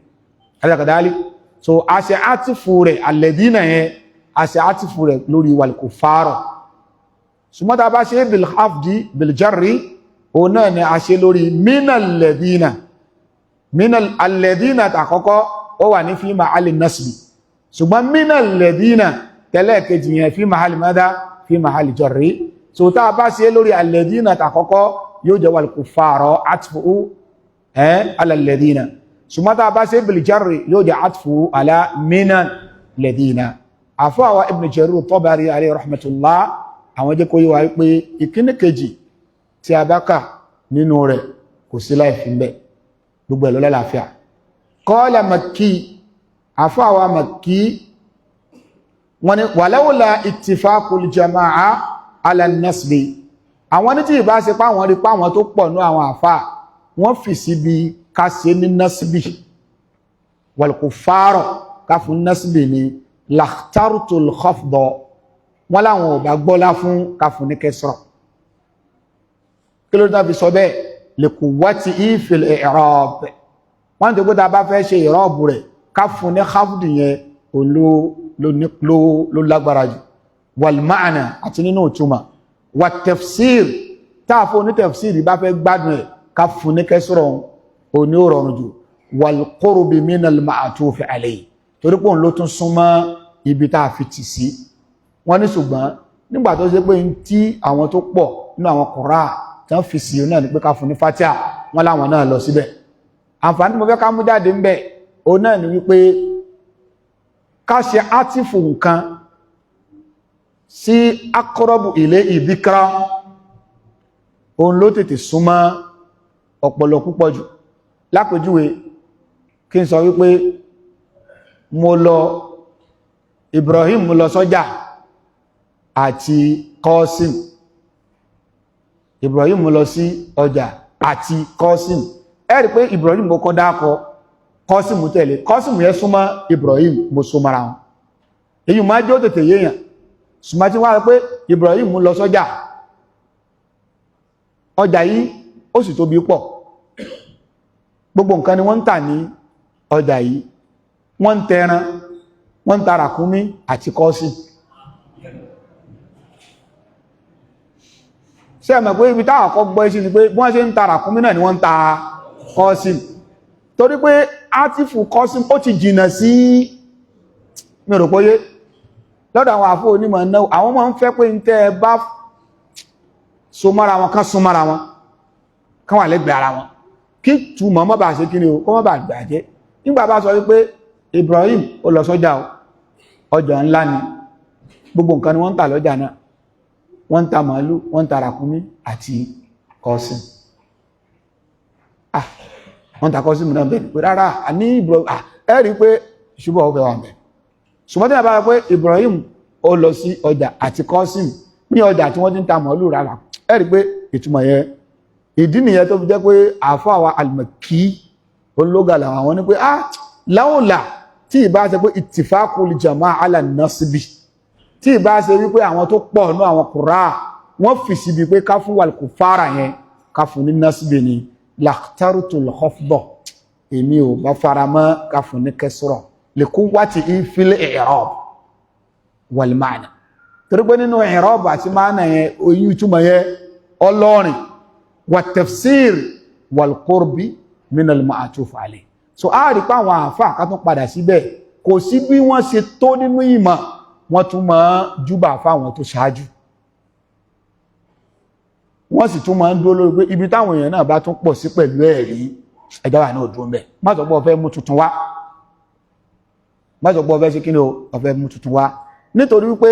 minal ladina utul kitaba min qablikum minal ladina yẹn ó súnmọ́ wal kuffar mi rò pé wà báyìí ó súnmọ́ ní Makki sọ pé àwọn gbọ́lá fún yẹn ṣùgbọ́n àfọ́ àwọn Ibn Jarir At-Tabari alayhi rahmatullah wọn ni méjèèjì náà làwọn oníkìrá àkà àwọn kùrá òkà ìyẹn túnmọ̀ ìpé méjèèjì yẹn náà àrí tọpadé ọ̀dọ̀ Ànábì wa Muhammad sallallahu alaihi wasallam ọlọ́ni wattaqullah ọlọ́ni ẹ̀páyọ ọlọ́run ọba in kuntum mu'minin tó bá yẹ pé lódodo lẹ jẹ́ mùmìnì ọlọ́run sọ lápapọ̀ ń bí wípé àwọn tán máa ń fi ọ̀rọ̀ ọlọ́run Islam ṣàwẹ́wà àti yẹ̀yẹ́ ẹ má mú wọn ní koríkòsùn specifically ọlọ́run tó wá fẹ́ sàdáyẹrí ìrun àwọn olùmẹ̀sìn wọ́n ní kò sí tó fàájú wípé ipò ìrun nínú ẹ̀sìn tẹ́ bá ti yọ ìrun kúrò ní ẹ̀sìn kò sí nǹkan kan mọ́ sọlọ́run wá tún sọ ń bí pé wà idha nadaytum ila salah gbogbo ìgbà tẹ́ ẹ bá ti pèrun pásìkò òun ti tó ittakhadhuha huzwa wa la'iba àwọn tí mò ń sọ̀rọ̀ wọn yìí tásìkò òun bá délẹ̀ báyìí tẹ́ ẹ bá ti pèrun wọ́n sọ̀dà wẹ́wà ẹ̀rọ àwọn ará lẹ́yìn wọ́n ti fẹ́ lọ forí gbá inú ìlú yìí wọ́n sọ wípé àwọn tí wọ́n máa ń ṣígòdó tí Àkúrẹ́ bá léèyàn ṣígòdó òun náà ni pé kéèyàn forí lẹ̀ kó wá síbi òkè wọ́n ní wọ́n ti fẹ́ lọ ṣígòdó wọ́n fẹ́ lọ forí lélẹ̀ kan síbi òkè kódà àti rẹ̀ ni tí wọ́n fún ẹ má bínú àbábìlá Àkúrẹ́ àfọ̀ òṣìgòdó kótó àtọ̀ àbáyámà ló tún gbédè Àkúrẹ́ dáadáa wá àti rẹ̀ ni tí wọ́n fún níwèé ilé tí láńlọ́ọ̀dù lé kúrò nílé ẹ̀ṣẹ̀ wo lọ́sẹ̀ torí pé máa ń sàlùwàlá lẹ́nu ọ̀nà pé gbogbo orí burúkú tí ń fọ̀dànù lọ́wọ́ orí burúkú tó fọ̀dànù lẹ́sẹ̀ àwọn èèyàn àmà tẹ́wọ́ ẹnu ọ̀nà ilé wọ́n fún ẹ̀ṣẹ̀ tọ́sẹ̀ náà ni wọ́n lè kó lè kí ni mo ṣe gbà ọmọ sàlùwàlá so hákàdà Ọlọ́hun Ọba subhanahu wa ta'ala Ọlọ́hun Ọba ní àwọn wọ̀nyí wa idha nadaytum ila s-salah gbogbo pàdé bá ti ń pèpè káwọn èèyàn lọ kírun ittakhadhuha huzwan wa la'iba wọ́n á sọ àwọn èèyàn tán lọ ń kírun yẹn àti ìrun gangan wọ́n sọ di àwẹ́wà wọ́n sọ di yẹ̀yẹ́ Ọlọ́hun Ọba ní dhalika bi annahum qawmun la ya'qilun Ọlọ́run ní ọ̀rọ̀ òye wọn ni ṣe ara àwọn tí wọ́n máa ń ṣe báyẹn àwọn aláìlọ́pọlọ ni wọ́n máa ń ṣe bẹ́ẹ̀ àwọn olùmọ́jẹ́ kó yẹ wá wípé ṣé ẹ rí ẹ̀sìn tó bá nírun nú dalilun ala aqli al-mutadayyin ìyẹn ló ń túmọ̀ sí pé ẹni yẹn ní làákàyè gbogbo ẹ̀sìn tí ò bá ti ní ìrun nú àìgbọ́n ni lọ́wọ́ bá sọ pé dhalika bi annahum qawmun la ya'qilun gbogbo àwọn tí bá ń fi pé ń kírun fi ń ṣe ẹ̀rẹ́ lórí la ya'qilun tán bá ṣe làákàyè ní pé ṣé ijó ní ìjọsìn bẹ́ẹ̀ bá lọ lé ìjọsìn tó bá pẹ́ kó tó débẹ̀ tí wọ́n ti jójó wákàtí kan kó tó débẹ̀ bóò ló ṣe kọ̀dọ́wò ìjó yẹn bẹ́ẹ̀ bá wọn mọ́sálásí téèyàn bá bá wọn lórí rákà ìkẹyìn ìrun zuhur tó ti mísì mẹ́ta tèbí tí wọ́n bá ti sálámà yóò dá mẹ́ta padà àtẹ́wọ́ mẹ́ẹ̀ẹ́dógún tó mísì bóò ló ti fẹ́ dá padà àbí ijó dhalika bi annahum qawmun la yaqilun ẹni tó yẹ ká fi sí ẹ̀yẹ tó ń fi yẹ sí ẹ̀yẹ so ìdíyẹ táwọn afáà fi jẹ́ kó yé wa nínú ọ̀rọ̀ pé at-tadayyun bil islam kéèyàn ó ṣe ẹ̀sìn pẹ̀lú islam alladhi huwa ibadatullahi wahda tó ń bẹ níbi kásìn lọ́n lóun nìkan wal iltizamu bi shara'ihi al-hakima àti kéèyàn ó sì máa tẹ̀ lófin ọlọ́run tó gbé kalẹ̀ nínú islam yìí tó mú ọgbọ́n lọ́wọ́ gbogbo ẹni tí bá ń ṣe eléyìí onuwanu aqlil mutadayyin ìyẹn ń túmọ̀ sí pé ẹni tó ń ṣẹ̀sìn yẹn ọlọ́run fún lọ́pọlọ bákan náà wàsàlámàtù fíkìrìhì ó sì ń túmọ̀ sí pé ìròrí ẹni yẹn pé gbogbo ẹ̀sìn téèyàn bá ń ṣe tó bá ti ní ìrun kíkí nínú ẹ̀sìn olórí pípé nìyẹn sọ gbogbo ẹ̀sìn tó ń ṣe tí ò sí pé ó forí kalẹ̀ fún Allah subhanahu wa ta'ala tí ó sì pé òun jọ́sìn fún Allah subhanahu wa ta'ala àrí lásán ìdí ẹ̀ tí ò ní sí ṣùrútù ńbẹ̀ kò ní sí arkanu ńbẹ̀ kò ní sí pé bẹ́ẹ̀ bá ń jójó lọ tẹ́ bá só ṣé ó fi so padà ó já ìṣọ́lọ̀tọ̀ ìṣẹ́ kò sí bọ̀wá bí kò sí kankan eré ààrẹ dẹ̀ ni bá rí sí mọ́ rí nù tó bá ti wọlé sínú ààrẹ o lè só o lè jẹun o lè fòókè o lè jókòó o lè ààrẹ náà gbogbo ẹ̀ ṣùgbọ́n gbogbo tó bá ti jẹ́ nǹkan tó bọ́pọ̀ lọ́rìn ìmọ̀ nílànà ìmọ̀ lófin ìdí nìyẹn tó fi jẹ́ pé ní western world lénìí ọ̀pọ̀lọpọ̀ àwọn èèyàn míì kàn rí ìbomi ọgbà Islam kì í ṣe pẹ́ nìkan ṣe wá sí yọkàn wò wípé èèyàn ṣe máa ń gbé ìgbésí ayé tí ò ní sófin ní tó bá wọ̀ ló lè jẹ́ ní tó bá lè wọ̀ ló lè ẹ̀dẹ̀ sọ wípé ẹ̀sẹ̀sìn kò fẹ́ gba Islam tó látara adé eléyìí abárawa dúpẹ́ ní ọ̀dọ̀ Allah subhanahu wa ta'ala tọ́lọ́n ṣe wá ní mùsùlùmí ayẹlẹ́ tí a tú nínú suratu al-Ma'idah yìí a rí mú jáde níbẹ̀ wípé in tá a fi ń pèèyàn ní mùmìnì òun náà ni kéèyàn ó gbẹ̀sìn kó gbòfin o kó gba súnnà kó gba àwọn nǹkan tí Ọlọ́run mú wá tánàbí pa wá láṣẹ. Ẹlẹ́ẹ̀kejì òun náà ni pé a kò gbọdọ̀ máa fi ẹ̀sìn Ọlọ́run ọba ṣàwẹ́wà. Kódà nǹkan mìíràn bẹ́ẹ̀ nú ẹ̀sìn tó tí ì lè ṣe kò gbọdọ̀ fi ṣàwẹ́wà. Nínú súnnà má fi ṣàwẹ́wà o. Má sì sọ ẹ̀sìn di aré. Ìtumọ̀ ẹ̀ ni pé òun ṣẹ̀sìn pẹ̀lú àìmọ̀ kan. Ọ̀fẹ́ mọ òfin wo ló dé ọ, òfin wo ló tú ọ nínú ẹ̀sìn. Ẹ̀yin ẹ̀sìn Islam. Ẹ̀sìn Islam nílànà olófin. Gbogbo ẹnikẹ́ni tó bá tó ibi tá a bá dé yìí náà Ọlọ́run ó gbà àwọn àfẹ́ mọ̀ kankan akẹ́kọ̀ọ́ kankan máa ń pa ẹ̀sìn. Là ó ti sọ Islam dárí. Ẹ̀kọ́ Islam ní al-mahdi ila al-lahad. Ẹ̀rẹ́ lómi ń bẹ kì í jókòó orú wá sí báyìí láyé. Rárá o. Bó ni Mùsùlùmí yóò ṣe máa ṣẹ̀mí tó ní kẹ́kọ̀ọ́ nípa ẹ̀sìn rẹ̀. Bó ló ṣe rò pọ̀ fẹ́ mọ gbogbo ẹ̀tàn tó ní máa jókòó náà halaqat durus ti fiqh ní ti hadith ní. Wọ́n lẹ́nìkan sọ ń jọ́ka pé bí táwọn bá dé gbogbo táwọn fi lè wà lè jẹ́ náà àwọn ti mọ̀.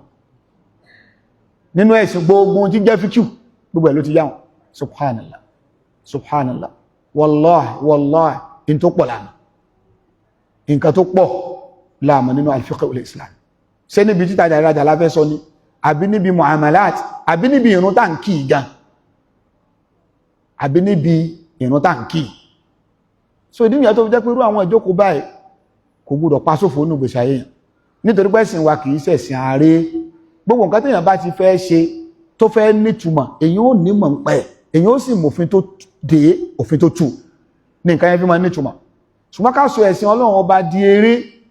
ká má nímọ̀ kankan ń pa rẹ̀, ẹlòmíì ò mọ tashahud kò máa ṣe ọ̀dẹ̀ ń kírun rẹ̀. Àtáyá, àtáyá, àtáyá, àtáyá, àtáyá, àtáyá, gbogbo ẹ̀ náà lórí Ọlọ́run ti mọ̀. Láà, ó ti darí nìyẹn. Ká má mú ẹ̀sìn Ọlọ́run ọba ní ààrẹ. Kódà kì í sọ̀rọ̀ pé èmi ṣàfà. Èyí tó fi sin Ọlọ́run yẹ òwúdọ̀ mọ̀. Ìmọ̀ kó kẹ́kọ̀ọ́ rẹ ní àbíkọ́ ọmọ ìjókòó sírò ìjókòó báyìí, àbíkọ́ ọmọ béèrè tí ó bá yọ nínú ẹ̀sìn. Bákan náà, Ọlọ́run jẹ́ ká mọ̀ wípé àwọn tí sábà máa ń fẹ̀sìn Ọlọ́run ṣe ẹ̀yẹ ìmọ̀ kan jẹ́ al-kitab, Yahudi wa Nasara, àbáwọn ẹlẹ́bọ, àbáwọn munafiki nínú Mùsùlùmí. Ká má mú wọn ní kòríkòsùn. Bákan náà, asàlàyé ìtumọ̀ kí náà ń pè ní ìmú aláìgbàgbọ́ ní kòríkòsùn. Bọ̀wá bìtù rẹ̀ asàlàyé ẹ̀ fún wa. Ká máa di wípé ọlọ́kadà ní ọ ẹnìkan fẹ́ gọ̀kadà pé ẹjọ́ kí ló kọ yí oní Samuel ẹ̀sọ̀kalẹ̀ yàtọ̀ tàkìrí káwọlẹ́yà tẹ́gbẹ́ bí irú agbègbè tí wà ẹ lọ wà ọpẹ̀ ń bẹ̀ ò ní rérò kankan àbọ́ fẹ́ wọ ọkọ̀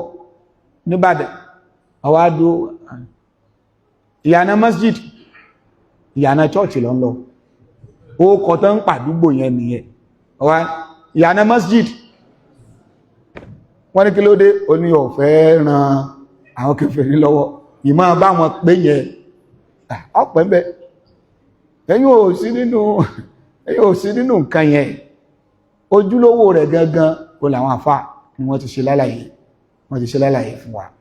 Bákan náà níparí ká lọ mọ̀ wípé ká kírun ká ṣẹ̀sìn bá ṣe ń ṣe yìí òun ló túmọ̀ pa lọ́pọlọ wá máa ṣe wà dáálé káfà bàtìlò gbogbo tó bá ti yàtọ̀ sí eléyìí kódà kó ṣe wípé ijó látàlẹ́ dìlẹ̀ mọ́ kò nítumọ̀ lọ máa sára ẹni sórí àpáta kò nítumọ̀ máa lọ sétí odò bí pẹjapẹja gbogbo yẹn ò nítumọ̀ káwá wà nílé ká fàṣẹ látòru ya Latifu ya Latifu ya Latifu ya la ya Latifu ya la ya títí lè ó fi mọ́ kálásì yẹn kì í ṣẹ̀sìn in ti ń jẹ́sìn ó ní èyí tá a bá ṣe bọ́lọ̀ ń ṣe wí bá náà bí ṣe sọ báwọn sálàfù sí dúró lé lórí ìyẹn lọ́bọ̀ pọlọ mú ló sì bá làákà ìmú ọlọ́wọ́n bá sọ pé àwọn tán fẹ̀sìn ọlọ́run bá sáré tí wọ́n fi ń sawé wà dhalika bi annahum qawmun la ya'qilun tó kún ò ní làákà ìmú tán bá ní làákà yìí ni al-aqlu salim yastalzimu at-tadayyuna bil islam kama ja'a min al-kitab wa sunnah wa bayan salaf salih so láfi rí pé manhaju ahlus sunnah wal jamaa tẹ́ bá dá lọ wájú dá lọ yìí ẹ̀rí pé ló mọ́ ń bá làákà ìmú gbogbo manhaju àwọn onífẹ̀ẹ́ ẹnu ẹ̀rí pé kò ní bá làákà ìmú abẹ́ Allah subhanahu wa ta'ala kó mọ́ ṣe fẹ́ẹ̀ṣẹ̀ wà nílẹ̀ lójú ọ̀nà tí ẹ̀ tún jù báyìí lọ rahmati iya arhamar rahimin abẹ́ Allah subhanahu wa ta'ala gbogbo àwọn ètò tí a gbé síwájú yọlọ́wọ́n bá kó bá wa ṣe ó sì tó kójá sọ́rùn fún wa ní ọ̀la pẹ̀lú òkú ọlọ́run náà ni ọjọ́ tí a gbé síwájú Ọlọ́run. Àbí Allah subhanahu wa ta'ala kó jẹ́ kí n tàn rò ní dáadáa kó dọ́gba pẹ̀lú tọ́lọ́run bá fẹ́ fún wa bi rahmatihi ya arhamar rahimin. Kó bá fi albarka sí zawajuna, kó fi albarka sí níbẹ̀rẹ̀, kó sì fi albarka sí ní ìparí. Àbí Allah subhanahu wa ta'ala a mọ ìbẹ̀rẹ̀ zawajuna, Ọlọ́run má jẹ́ ká mọ gbèdéke albarka rẹ̀, jẹ́ ká albarka rẹ̀ jẹ́ kó fẹ̀jú, jẹ́ kó kẹnu, jẹ́ kó dálé jákó láyé bí àtàlùkìyàmà fún gbogbo ẹnì kọ̀ọ̀kan wa. Bá a sì tọrọ rẹ̀ náà kó kárí gbogbo àwọn ìta sí síwájú, gbogbo ìta tó máa ṣe lẹ́yìn ilé náà Ọlọ́run ọba kúnṣẹ́ tí ó kárí rẹ̀. Gbogbo àwọn tí wọ́n wà láti ibi tó jìn Ọlọ́run mọ́sẹ̀ bá sọ̀rọ̀ láti àlàáfíà kan dé wá bá wa náà lórí dáadáa. Ọlọ́run kó fa àlùbáríkà sí, kó kún wa lọ́wọ́, kó gbà níjọsìn lọ́wọ́ wa bi rahmatihi ya arhamar rahimin. Gbogbo àwọn èyí tí a tún fẹ́ ṣe náà tún yàtọ̀ sílé náà Ọlọ́run kó bá fa àlùbáríkà sí. Ìjókòó ilé ìtajú lẹ́ni náà Ọlọ́run kó bá fa àlùbáríkà sí bi rahmatihi ya arhamar rahimin. Àkùdé mẹ́jọ wà lámàrí wa, àkùdé mẹ́jọ wà lámàrí wa. Abẹ́ Allah subhanahu wa ta'ala kó pè lẹ́sìn fún wa, kó sì san wá lẹ́san àlùbáríkà lérí ẹ̀. Gbogbo ògbìyànjú ẹnì kọ̀ọ̀kan wa lọ́nà kan àbọ́nà míì lórí ìrìnàjò tá a ṣe ní ìnáwó ní Ọlọ́run kó san ẹnì kọ̀ọ̀kan wá lẹ́san dáadáa bi rahmatihi ya arhamar rahimin. Jazakumullahu khairan. Ọlọ́run kó bá san yín ní ẹ̀san dáadáa fi dunya wal akhirah, nílé ayé bí àti níjọ́ gbẹ̀ndé alqiyama. Àwa bẹ̀ Allah subhanahu wa ta'ala irú dáadáa báyìí Ọlọ́run mẹ́jọ kó wọlé ìdọ̀ ẹnì kọ̀ọ̀kan wa o. Bá a ṣe ń dábàtà àjọ lórí ìdùnnú báyìí Ọlọ́run jẹ́ kẹ́lẹ́ yóò pọ̀ nínú ìṣẹ̀mí wa o bi rahmatihi ya arhamar rahimin. Kó ṣe àkójọ wa yìí àti àwọn tí à ń ṣe ìfọmọlọ́kọ ìfẹ́yàwó yìí kó ṣe ní sábàbí àgbéga fún ẹ̀sìn Allah.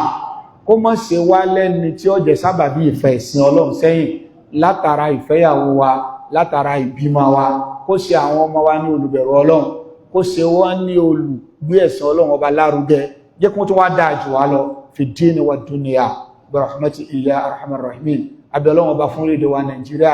ìfàyàbalẹ̀ èyí tí ó péye Ọlọ́run bá ránṣẹ́ sórí èdè Nàìjíríà. Ọlọ́run ọba àbẹ̀ ọ́ gbogbo èyí tí ń jà lókè fìtínà yìí Ọlọ́run mẹ́sẹ̀ ṣàánú wa o. Ọlọ́run kó ṣàánú wa, Ọlọ́run kó ṣàánú wa. Má jẹ́ kọ́rọ̀ ọwọ́ dẹ̀ gẹ́gẹ́ bí àgùntàn méjì tí wọ́n ń kanra wọn tán wá ní ẹ̀wà làwọn kán máa parí ìjà nìkan wá ní bó ṣe rí kìnìún tó kọjá ẹ̀wà ara sí kìnìún kọ́ máa parí ìjà sí ọmọ pé tí kìnìún bá dé àwọn méjèèjì tí wọ́n bára wọn jà yìí àwọn méjèèjì kìnìún ò ní wá làjà níṣẹ́ ló fẹ́ pa àwọn méjèèjì jẹ. Kọ́lọ́run bá kó ṣàánú wa lórílẹ̀-èdè wa ó ṣàánú wa. Gbèdéke tí Nàìjíríà wà yìí ó lágbára gan, agbúdọ̀ kún fàdúrà lórílẹ̀-èdè wa. Kọ́lọ́run kó ṣàánú wa, kó má jẹ́ kí gbogbo àti ọwọ́ wa ti fẹ́ tẹ orí lórílẹ̀-èdè yìí náà ní fìtínà ọmọ ìṣẹ̀lẹ̀. Tẹ́ bá sì wo ìtàn orílẹ̀-èdè bí sáwọn rí nìyí tí nǹkan bá ti fẹ́ dá báyìí ẹ̀kọ́ ní kankan tí ó bá tún ṣẹlẹ̀. Àbí Allah subhanahu wa ta'ala ìwọ lọ́ba tí ń darí gbogbo nǹkan, ìwọ bá tó níkàpá ju ẹnikẹ́ni lọ, ìwọ lọ́ba tó mọ ìbẹ̀rẹ̀ tó mọ òpin, tí ète ẹnìkankan kò jẹ́ ète níwájú rẹ̀. Ọlọ́run kó ṣàánú wa lórílẹ̀-èdè wa,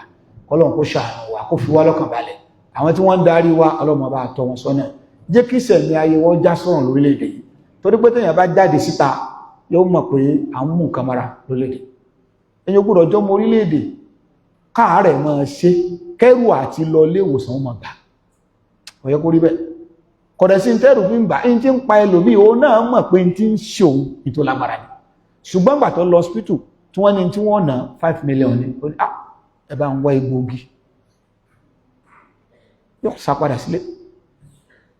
Bẹ́ẹ̀ sì ni gẹ́gẹ́ bí ọmọ orílẹ̀-èdè kò yẹ kó ná kankan, kódà ó yẹ kí ìjọba máa lé kiri ni pé ó yá ẹ lọ gbé ńlé. Torí pé ọmọ orílẹ̀-èdè yẹn ni ó lẹ́tọ̀ọ́ sí kó jàǹfààní òmìnira ìwòsàn ọ̀fẹ́, torí pé owó rẹ̀ owó bàbá rẹ̀ náà lówó tán fẹ́ fi ṣe. Ṣùgbọ́n kò rí bẹ́ẹ̀ o. Àwọn ilé ìwòsàn kan bẹ tó bá ti débẹ̀ wọ́n ní ẹ wá ṣe é lówó lọ́wọ́ tìjọba ní o kò sówó ọ̀kan wọ èyí tẹ́ ẹ wá wọn tán bá ti wò yí tẹ́ àwọn bẹ̀rẹ̀ pé ẹkọ àwọn oògùn yìí fún ọ̀kan lọ́ra tán bá bẹ̀tẹ̀ ń sọ pé oògùn tí ó ṣiṣẹ́ gangan mò lè rówó rà ẹkà fún ẹlẹ́lẹ́ yìí kan máa lọlẹ̀ wọ́n wà máa retí ìjọ tó gbókù rẹ̀ wá ìjọ ń ṣẹlẹ̀ ní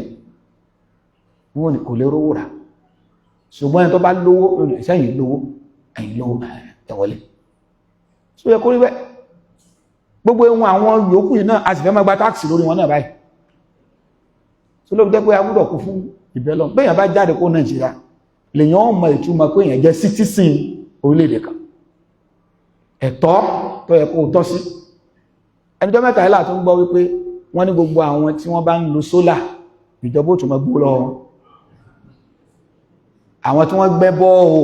sílé wọn ó tún níye tí wọ́n máa san fún ìjọba torí pé ìjọba ló nílẹ̀ tí wọ́n gbẹ́ bọ́ọ̀hù sí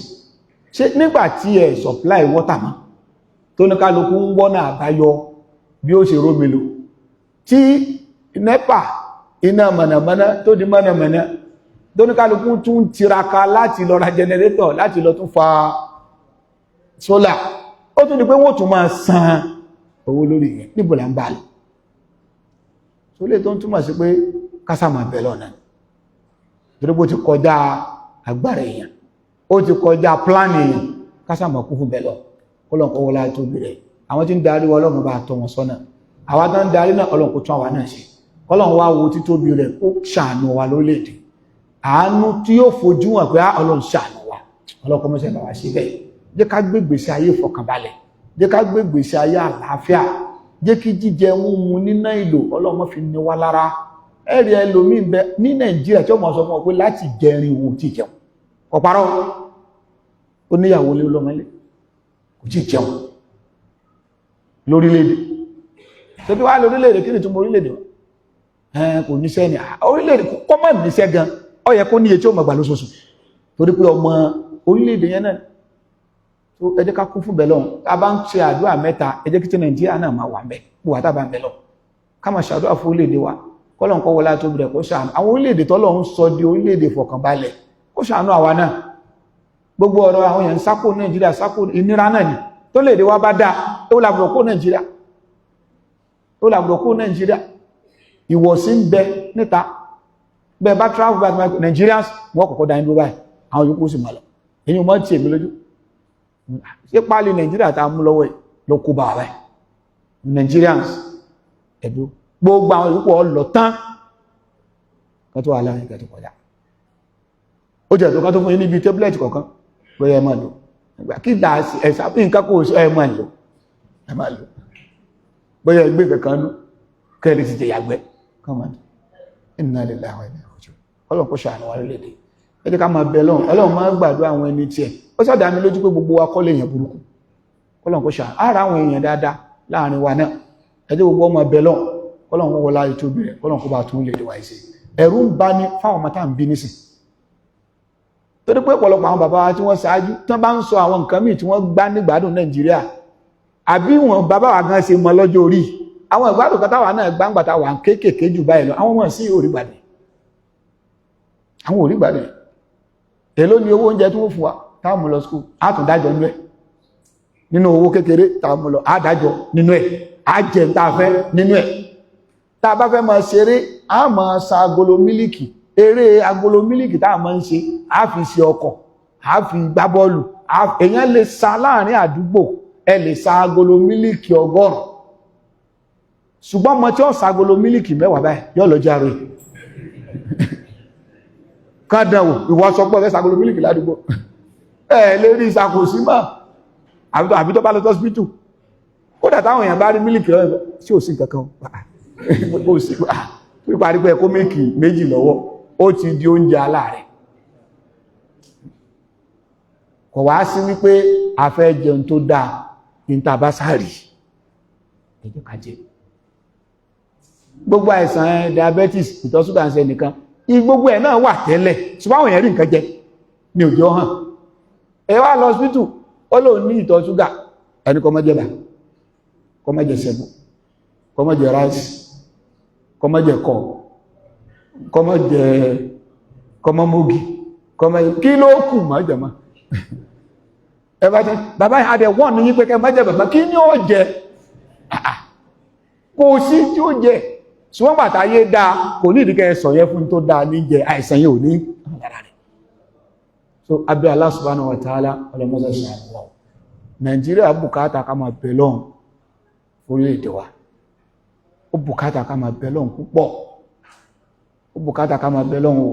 ká bẹ̀lọ́n kódà nítorí àwọn ọmọ tí ń bọ̀ yìí mo wà níjókòó kan a máa ń ṣe foundation ni Al-Kawthar Islamic Foundation a máa ń ran àwọn èèyàn lọ́wọ́ nítorí bá ní ìṣòro kan yóò wà nítorí bá ní lágbára áàfù lọ́fẹ̀ẹ́ kìí ṣe pé èmi ni chairman ìjókòó ẹ̀ ẹni yìí wá ó wá ní graduate lọ òun ṣe mining engineering ó parí ní fúta ìyàwó rẹ̀ náà NCE graduate ó wá ní àárẹ̀ ń ṣe ẹgbẹ́ rẹ̀ ti tẹ bó ṣe ẹgbẹ́ rẹ̀ wọ́ báyìí kí ló ṣe ó ní márúwá ló máa gùn pé márúwá yẹn tó máa ń gùn yẹn alùpùpù ni ó ti wá dáàrẹ̀ sóńlá ìgbà tó ń wá lọ sí hospital wọ́n wá advice pé kó máa gùn pé bóun ṣe ń tẹ̀ yẹn ó ti affect pé then ní family àwọn náà àwọn máa ń ní problem ẹ̀yìn ìyá àwọn náà ní problem yẹn wípé so náà fi ní kó máa gùn kí ni yẹn mọ́ òun wá pàtì òun gbé ó ti ẹ̀ bàjẹ́ àwọn gbélẹ̀ wípé ebi yìí wá pọ̀ òun àti ìyàwó kò sí nǹkan táwọn jẹ pé so ìrànlọ́wọ́ ní tóun wá bá wá síbí ni pé òun ò ní kóun ká fún un lówó kábò ń tún mọ́rúwá yẹn ṣe pé tábà gbọ́rọ̀ pé kábò ń tún ṣe iye tí ó sì ná 60,000 tábà bò ń tún ṣe òun ó tún máa fi dọ́gbọ́n díẹ̀ káwọn sáà rí nǹkan jẹ pé òun ò lè máa tọrọ bára graduate rẹ̀ bó ṣe wá ń júwe rẹ̀ mọ́ á rí pé kò parọ́ lórí pé tó bá parí ní mining ní fúta yìí o aláwọn èèyàn tó pọ̀ wọ́n á ní dárúkọ lecturers méjì tó mọ̀ ní mining yẹn ó dákọ̀ àkọ́kọ́ mo ní bẹ́ẹ̀ ni ó dákọ̀ kejì mo ní bẹ́ẹ̀ ni mo wá wò pé ọmọ tí ò kàwé nísìn gbogbo òbí ní sáré kọ́ university o kọ́ university o kọ́ university o kọ́ university o kódà ọmọ mi àtọdún 13 ni ó ti wọlé èèyàn ṣe mining engineering sáà ní ó gbìyànjú sáà ní kí àwọn òbí tí wọ́n tọ́ tẹ́ pé iṣẹ́ mọ́rúwá ni kò ní ìdí kó ṣe mining kó tó gun mọ́rúwá ṣùgbọ́n gbà tí nǹkan dójú tà ó padà lọ gba mọ́rúwá kò wá gbádùn síbẹ̀síbẹ̀ náà tí wọ́n ní kọ́ mọ́ ṣeun ó ní kí ló bẹ̀ ṣe sí wọn mọ̀ tọrọ bára tẹ́ bá tún ṣe kí ní àìsàn yìí ó tún pọ̀ náà wọ́n mọ̀ owó tó wọ́n fi máa tọ́jú àìsàn yẹn kọ́ máa so òun sàmọ́rí nǹkan mú wálé so ẹwù nǹkan gbogbo bá ti ń sọ tó ní àníṣẹ́ ẹbùn túnmọ̀ lọ ẹ̀sìn a graduate ní orílẹ̀-èdè àtẹ́gbẹ́ kò kàwé ní sáà sọ pé nígbà tí ó kàwé tí ó sì gbà irú bẹ́ẹ̀ wá pọ̀ rẹpẹtẹ ẹ wá wòye tó bí ná lórí ẹ̀yẹ kó tó graduate kò lè bọ́ ìyàwó ẹ̀ kò lè bọ́ ọmọ sẹ́ni ẹ náà rántí àwọn òbí tó bí látara àdé ilé téèyàn bá wò ibi tó bá ṣẹ̀sí ló ṣẹ̀sí o àwọn èèyàn sọ́fà lórílẹ̀-èdè so a gbọ́dọ̀ kú fún ìbẹ̀ lọ́n kọ́lọ́n wọlá tó bẹ̀rẹ̀ kó ṣàánú wa kó bá wa tó torí pé tí ń bàyànú jẹ́ ni pé a sì ní gbogbo tí ò fi yẹ kí ìyàwó jẹ wá a ní so kí ló wá dé ẹbí Allah subhanahu wa ta'ala láàfin ṣe wọ́pọ̀lọpọ̀ bí mi kọjá àti age of 13 kọmọ̀ ti wọ university ẹ mọ́ tara yín jẹ ẹjẹ́jọ́ mọ́ ọgbọ́n kó tó wọ university torí pé níbi táyé dẹ́nsì tó bá ti wọ university ọpọlọ rẹ gbọ́dọ̀ ṣiṣẹ́ wípé in tí mò ń kọ́ yìí bó mo ti fẹ́ lò tó lè dowó tó lè di tí ó wúlò fún kì í ṣe pé tí n bá jáde ìjọba fún mi iṣẹ́ gbogbo ọmọ tí bá wọ yunifásitì tí ò bá ti sí yẹn ọmọ tí ò bá dẹ̀ gbọ́n kó tó wọlé ní tí mò ń sọ yìí kò lè yé ní tí mò ń sọ yìí kò lè yé láéláé òun náà ó kàn sáà márùn mọ́ náà nígbà bá jáde lójú rẹ̀ wà lẹ́gbẹ̀ẹ́ mo ti jáde lórí kò ti jáde kò sí kọ́ọ̀sì ọ̀hún kò sí tẹ́pẹ́ medicine tó bá jáwó ní kí lórí táwọn medical doctor tó ń sákò Nàìjíríà ẹgbẹ́ èèyàn bá ṣe medicine àìmọye ọdún tó wá yẹ pé owó tí ń gbà lóṣù kò tó ná ẹ̀tún jẹ́ lówó oṣù 6 ṣé ìnáwó táwọn òbí náà la fẹ́ sọ àbí wàhálà tó náà ṣe ká tó wá sọ wípé ó ṣe kọ́ọ̀sì lórí pé wọn ò tí ẹ̀ lérí bí tí ó fi ọ sí tó bá fẹ́ wáṣẹ́ gan ọ̀pọ̀lọpọ̀ kúnnù sí ọlọ́pàá nasallahu salamata wal afiya ṣe jẹ́ ká máa kún fàdúrà mo mọ̀ tẹnu mọ́ ẹ máa jẹ́ ká máa ṣe ní gbogbo gbà fún orílẹ̀-èdè wa Nàìjíríà kọ́lọ̀n kó sọ orílẹ̀-èdè yìí di ààyè fọkànbalẹ̀ fún wa torí pé tí fọkànbalẹ̀ bá tún wà á tún rọ́lọ́n sí dáadáa tí jùbá àwa mùsùlùmí láyọ̀ zaka àwa láàṣì sọ́dákọ̀ àwa láàníjú ìyàwó kan lọ àwa la bímọ gbogbo àwọn nǹkan yìí bùkátà ìnáwó àti fọkànbalẹ̀ so bí Allah subhanahu wa ta'ala àwa láàkùnrin aláìní lọ́wọ́ láàrin àwọn èèyàn lọ́wọ́ láàṣì gbogbo oríṣiríṣi àwọn nǹkan kọ́lọ̀n kó ṣàánú wa kó bá tún orílẹ̀-èdè wa Nàìjíríà sí kó sì fi wá lọ́kàn balẹ̀ wa sallallahu wa sallama ala nabiyyina Muhammad sallallahu alaihi wa sallam wa ala alihi wa sahbihi wa sallama taslima subhanakallahumma bihamdik ashhadu an la ilaha illa ant astaghfiruka wa atubu ilayk assalamu alaikum wa rahmatullahi wa barakatuh